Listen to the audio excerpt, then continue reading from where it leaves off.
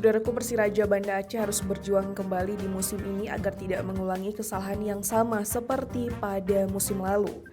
Demi menatap Championship 2025-2026, tentunya manajemen Persiraja Banda Aceh kini tengah mempersiapkan diri dengan cukup matang. Perkenalkan, Coach Ahyar Ilyas. Berikut profil pelatih Persiraja Ahyar Ilyas.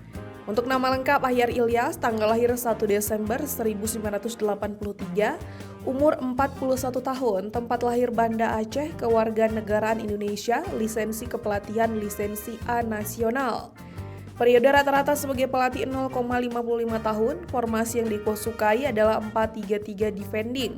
Untuk klub yang pernah dilatih oleh Ahyar Ilyas, yakni pada tahun 2018 pelatih kepala Persiraja Banda Aceh, 2019 asisten pelatih Persiraja Banda Aceh, 2021 pelatih interim Persiraja Banda Aceh, 2022 pelatih kepala Galacticos, 2022 asisten pelatih Borneo FC, 2024 asisten pelatih Persiraja Banda Aceh, 2024 pelatih kepala Persiraja Banda Aceh, dan 2025 pelatih kepala Persiraja Banda Aceh.